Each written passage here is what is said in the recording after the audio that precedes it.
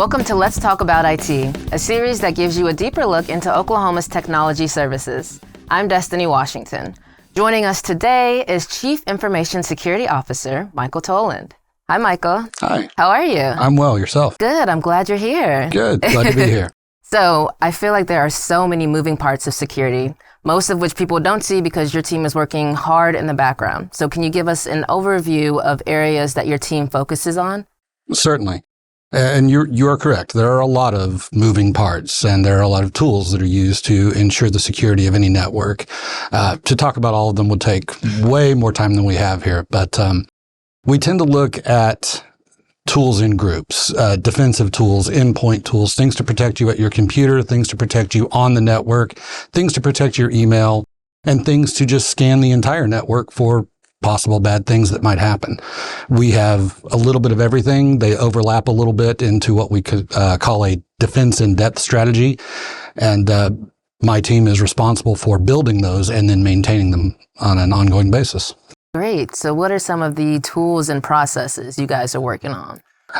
So actually, we're working on all of them. We have just recently undertaken an initiative to look at all of our tool set. Some of them might get upgrades, some of them might get replaced by new and more modern tools, and others we will look to use in new and interesting ways. But we have a good number of tools that come into play. One that pretty much everybody touches at some level or another is Zscaler. It allows us to work, whether we're in the office or halfway around the world.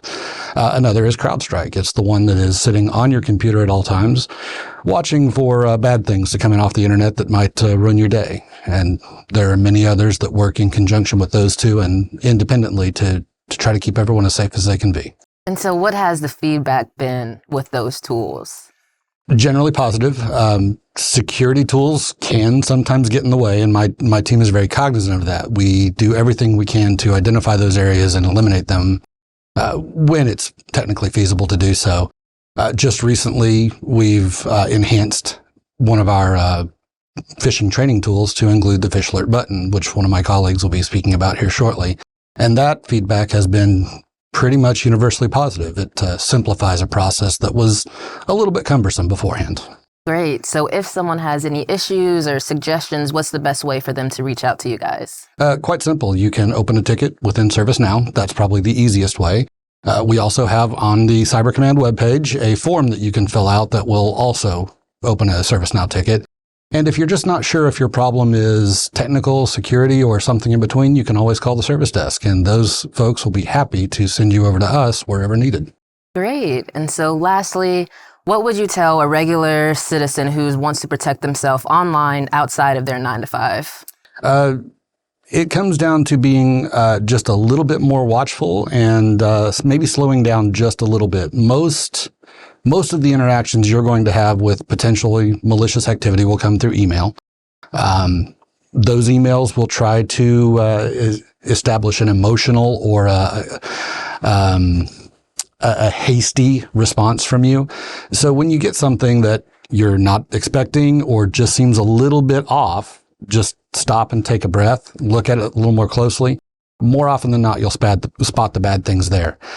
If you have a question, though, reach out to whoever supposedly sent you the email and say, hey, did you send me this? And if it's legit, you'll know quickly. And if it's not, you'll know to delete it. But it really all boils down to just be mindful and take that extra second to look just one more time before you click. Thank you. That's all great information. So we're going to take a quick break and we're going to send over to Kim, who's going to show us a new tool on how to report phishing emails. Hello, my name is Kim Basilis, Senior Security Engineer for OMES. Have you wondered how to report an odd or suspicious email you've received? Check out this new feature.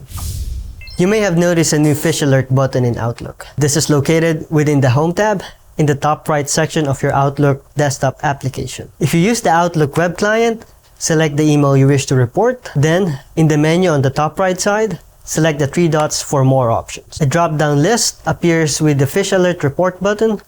When you select the Phish Alert Report, a pop-out message appears asking for confirmation to report the email. If the reported email is a simulated phishing email launched by OMES security team, a pop-up message will inform you that it is a simulated phishing campaign. Otherwise, it will tell you that the reported email was removed from your inbox, and a copy of the reported email will be sent to the OMES security team for analysis. Sometimes, spotting a phishing email can be tricky, so here are a few tips. If you're not expecting an email from the sender, be cautious when you're viewing it, especially if it contains links or attachments. Before clicking on a link, hover over with your mouse.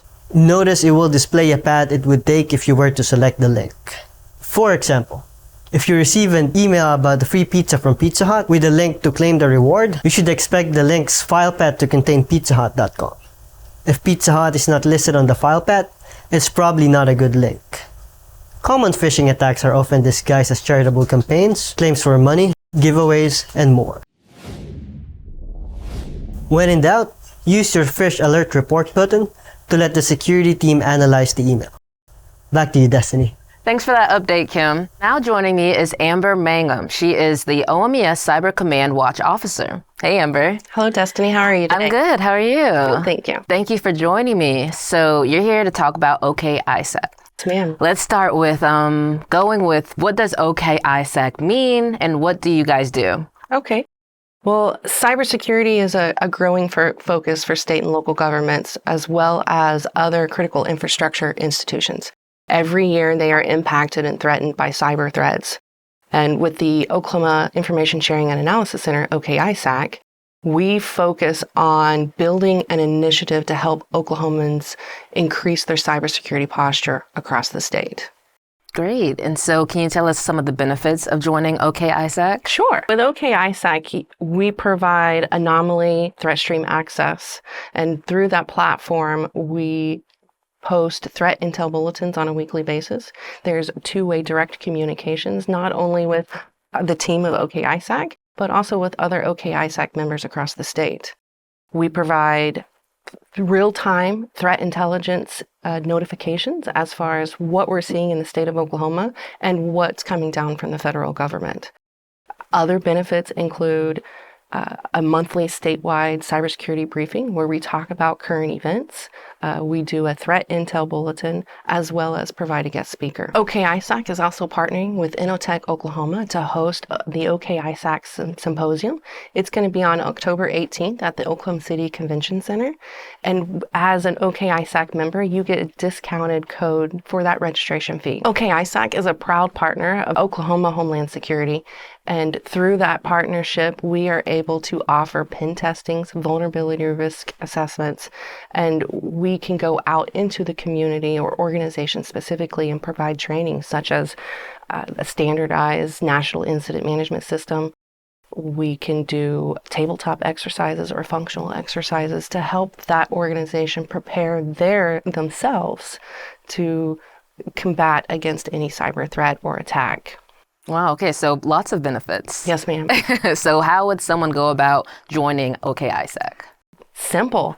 You can go to our website, okisac.ok.gov, and you will scroll down to the middle of the page under Request Access. You'll see a little blue box, and it'll say Request Access for the State of Oklahoma Anomaly Threat Stream. You'll click on that button, a new window will open, and you enter your information and hit Submit. That's all there is to it. Well, thank you so much, Amber. This was all great information to have. Well, thank you so much for having us. Of course. And thank you guys for watching. We'd love to hear from you. So if you have any questions, comments, topics, people you'd like to see on the show, please email us at letstalkit@omes.ok.gov. We'll see you next time.